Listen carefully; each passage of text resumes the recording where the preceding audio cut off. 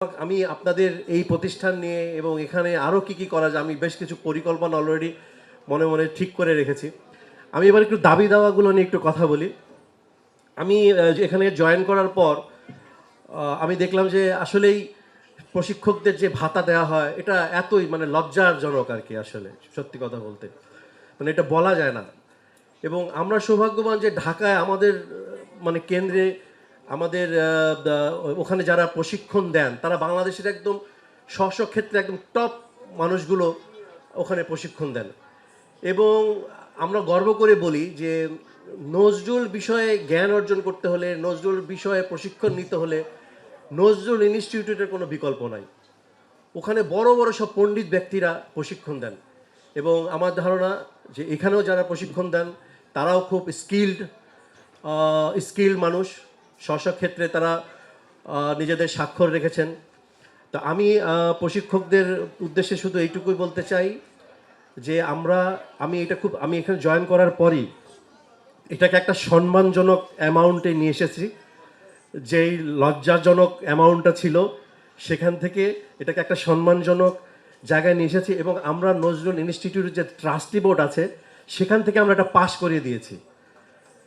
আমাদের অর্ধেক কাজ করা হয়ে গেছে, বাকি অর্ধেক কাজ হচ্ছে মন্ত্রণালয় এটা জাস্ট পাস করবে এবং মন্ত্রণালয় পাস করতে বাধ্য। কারণ হচ্ছে যেহেতু এটা ট্রাস্টি বোর্ড কর্তৃক এটা পাস হয়ে গেছে, তো মন্ত্রণালয় করবে। এখন যেহেতু এখানে টাকা পয়সার ব্যাপার, গভর্নমেন্টের এই বাজেটের এক একটা সময়সীমা আছে, সময় ফ্রেম আছে, তো ওই অনুযায়ী ওটা গভর্নমেন্ট এটা ইনশাল্লাহ পাস হয়ে যাবে এবং এটা সম্মানজনক ভাতা বা আপনাদের যে সম্মানী এটা ইনশাল্লাহ আপনারা পাবেন। এটা আপনাদেরকে আমি আপনার দাবির প্রেক্ষিতে আমি একটু ক্লিয়ার করে দিলাম বিষয়টা। আর যে বিষয়গুলো, একটা হচ্ছে যে কুমিল্লায় কেন আমরা জাতীয় পর্যায়ে নজরুল জন্মজয়ন্তী করছি না এবার আসলে আমরা তো জানেন যে আমরা একটা খুব পরিবর্তিত, খুব একটা সময়ের ভিতর দিয়ে, অস্থির একটা তালমাটাল সময়ের ভিতর দিয়ে আমরা এসেছি এবং আসলে আমি সেই অস্থির সময়েরই সন্তান এবং আমাকে এখানে বসানো হয়েছে নজরুল ইনস্টিটিউটে। আমি কোনো নজরুল গবেষক নই, আমি একজন নজরুল প্রেমিক। আমার আগে যারা এই জায়গায় আমার জায়গায় যারা ছিলেন তারা সবাই নজরুল গবেষক ছিলেন, সরকারের বড় বড় আমলা ছিলেন। আমি একদম আমাকে রাস্তা থেকে তুলে এনে এখানে বসানো হয়েছে। আমি একজন নজরুল প্রেমিক, নজরুলের প্রেমটা ধারণ করি। তো সেই জায়গা থেকেই বলছি যে ইনশাআল্লাহ আমরা নজরুল ইনস্টিটিউটের অবকাঠামোগত অনেক কিছু করার আছে। আমরা দেখেছি যে এটা আসলে খুব স্থবির একটা অন্ধকারাচ্ছন্ন একটা প্রতিষ্ঠানের মতো ছিল। ঢাকা শহরে গ্যাটে ইনস্টিটিউটকে যেভাবে চেনে, অ্যালিয়াস ফ্রান্সিসকে যেভাবে চেনে, ছায়ানটকে যেভাবে চেনে, নজরুল ইনস্টিটিউটকে মানুষ এভাবে চেনে না। অথচ একটা সরকারি ইনস্টিটিউট, আমাদের জাতীয় কবির নামে নামাঙ্কিত একটা ইনস্টিটিউট। তো এই জায়গাগুলোকে ঠিকঠাক করতে, দেখেন আপনারা জানেন যে এতদিন জাতীয় কবি এটা একটা মিথ্যাই জানতেন, এটা কোনো প্রাতিষ্ঠানিক এবং অফিসিয়াল কোনো ডিক্লারেশন ছিল না। আপনারা এমনিই জানতেন যে উনি জাতীয় কবি। তো এটা তো ঠিক না। আমরা জাতীয় ফুল গ্যাজেটভুক্ত আছে, জাতীয় প্রাণী গ্যাজেটভুক্ত আছে, জাতীয় জঙ্গলের নাম গ্যাজেটভুক্ত আছে, কিন্তু আপনাদের জাতীয় কবির নাম গ্যাজেটে নাই। তো যাই হোক, আমরা আসলে ইনফ্রাস্ট্রাকচার নিয়ে কাজ করছি। তো এই জন্য আসলে আমরা এখনও প্রোগ্রামের দিকে ওইভাবে ফুল ফোকাস করতে পারি নাই। তো আমরা এবার ঢাকায় প্রোগ্রামগুলো করছি জন্মজয়ন্তীকে, এবং এটাও আমরা অনেক আমাদের সামর্থ্যের মধ্যে যতটুকু আছে। আপনাদেরকে শুধু এইটুকু বলি যে এইবার যেই জন্মজয়ন্তী হবে সেটা অন্যান্য বারের মতো হবে না, এটা একদম অনেক নতুনত্ব নিয়ে আসছে। আমরা প্রথম দিন নজরুল পুরস্কার দিব, আমাদের যে নজরুল পদক আছে আমরা সেটা দিব এবং একটা সেমিনার করব। আমরা চিফ অ্যাডভাইজারকে সম্ভবত আমরা আমাদের অনুষ্ঠানে নিয়ে আসব। দ্বিতীয় দিন যেটা ২৬ তারিখ, এই প্রথমবারের মতো নজরুলের গানের একটা রক কনসার্ট হবে। এই প্রথমবারের মতো একটা ওপেন এয়ার রক কনসার্ট হবে, সেটা নিয়ে কাজ চলছে। এই দেশের বিখ্যাত ব্যান্ডগুলো নজরুলের উদ্দীপনামূলক গানগুলো রক ফর্মে করবে। মনে করেন যে চল চল চল, এটা মাইলস গাইছে, হ্যাঁ?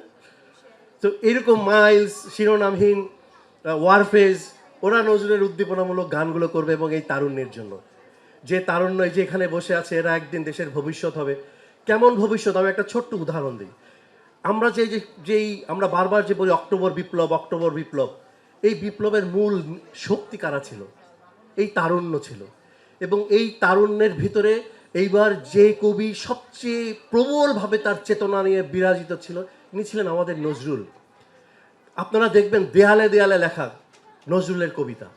আমি একটা ছোট্ট উদাহরণ দিই। ওমর ফারুক নামে এক তরুণ, বয়স 20-21 বছর হবে তার বয়স।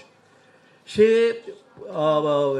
পুলিশের গুলিতে সে শহীদ হওয়ার 1 সপ্তাহ আগে তার ফেসবুকের প্রোফাইলে সে লিখে গেছে তার ছবির নিচে, চির উন্নত মমশির। তার মানে সে সেই তারুণ্য বুঝে গিয়েছিল যে তার শির আসলে উন্নত না, তাকে পদানত করে রাখার চেষ্টা করা হচ্ছে। সেখানে সে তার চেতনার বহিঃপ্রকাশ ঘটিয়েছে, যেখানেই সে সুযোগটা পেয়েছে তার ফেসবুকের দেয়ালে। এবং যখন এই শিরকে উন্নত করার জন্য, যখন রাজপথে তার অধিকারের জন্য কথা বলার সময় হয়েছে, তখন নিজের জীবনটা সে দিয়ে দিয়েছে। এই তরুণকে কি আমরা শিখিয়েছিলাম? কোনো ইনস্টিটিউট, কোনো নজরুল ইনস্টিটিউট কি শিখিয়েছিল যে যাও বাবা নজরুলের কবিতা পড়ো, এবার পথে পথে নামো, জীবন দাও? না। নজরুল হচ্ছে সেই চেতনার কবি, যে চেতনা যদি আপনি আপনার সন্তানের বুকের ভিতরে রোপণ করে দেন, তাহলে ভবিষ্যতে এই দেশে, এই সমাজে, এই জনপদে কখনো কোনো স্বৈরাচার, কখনো কোনো ফ্যাসিসবাদ মাথাচাড়া দিয়ে উঠবে না। এই জন্য আমাদের আগামী বাংলাদেশ, আগামী প্রজন্ম, আগামী স্বদেশ ভূমিকে নিরাপদ রাখতে হলে নজরুলের সাম্য, প্রেম, দ্রোহের চেতনাকে আমাদের সন্তানদের মধ্যে বুনে দিতে হবে। এর কোনো বিকল্প নাই। নজরুল হচ্ছে সেই দ্রোহ, যে আমরা এখানে আমাদের প্রতিপাদ্য রেখেছি নজরুলের বৈশাখ। নজরুলের বৈশাখ হচ্ছে দেশপ্রেমের বৈশাখ। নজরুল তার কবিতায় যে বৈশাখী কবিতাটা লিখেছে, সেখান থেকে আমি একটু করে পড়ি। সেখানে সে বলছে, কাল বৈশাখী আসিলে হেতায় ভাঙিয়া পড়িত কোন সকাল, ঘুম ধরা বাসে ঠেকা দেয়া ওই সনাতন দেওয়া ভগ্ন চাল। এলে হেতা কাল বৈশাখী, এলে হেতা কাল বৈশাখী, মরা গাঙে যেন বান ডাকি, বদ্ধ জাঙাল যাইত ভাঙিয়া, দুলিত এদেশ টালমাটাল, শ্মশানের বুকে নাচিত তাথই, জীবন রঙে তাল বেতাল। লিখছে বৈশাখের কবিতা, কিন্তু তার ভিতরে তিনি সেই তার পরাধীন ব্রিটিশ অধিকৃত এই ভারত ভূমির স্বাধীনতার কথা বলছেন, এবং কিভাবে একটা ভগ্ন চালকে ভেঙে একটা বিপ্লব এনে কিভাবে একটা শ্মশানকে জীবন্ত করা যায়, উনি তার কবিতার ভিতর দিয়ে বলছেন। কিন্তু সেটা নজরুলের বৈশাখ।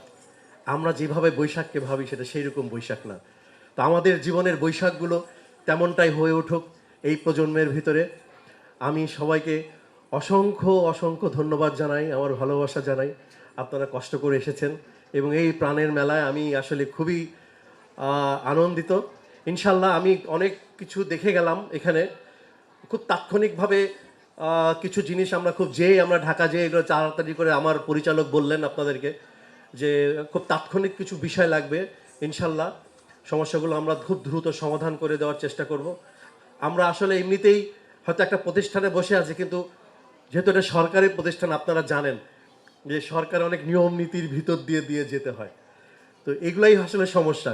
আমার হাতে যদি ওই ক্ষমতা থাকতো যে আমি এখন বাসায় যেই এই সমস্যাগুলো সমাধান করে ফেলতাম, ঢাকা যেই আমি সকালেই কালকে দেখতেন যখন একটা নতুন কার্পেট লেগে যেত। কিন্তু যেহেতু এটা করা সম্ভব নয়, একটু নিয়ম নীতির ভিতর দিয়ে যেতে হয়, তাহলে তো একটু সময় লাগবে। কিন্তু ইনশাল্লাহ এই তাৎক্ষণিক যেই সমস্যাগুলো আমরা দেখে গেলাম এগুলো দ্রুত সমাধান করে ফেলবো। আবারও অসংখ্য ধন্যবাদ। আরেকটা, হ্যাঁ, আপনারা প্রতি বছর একদম নিয়ম করে এখন থেকে সার্টিফিকেট পাবেন। যদি সার্টিফিকেট না দেয় সেটা কিন্তু আমার দোষ না, আপনারা আলামিনকে ধরবেন, এখানকার যে যিনি দায়িত্বে আছেন তাকে ধরবেন। এটা কিন্তু আমি দায়ী থাকবো না, আমি আগেই বলে দিচ্ছি, কারণ আমি ওখান থেকে ওটা পাঠিয়ে দিব, সব ব্যবস্থা করে দিব। আজান দিচ্ছে, আর দীর্ঘায়িত না করি। আল্লাহ আমাদের সবার কল্যাণ করুক।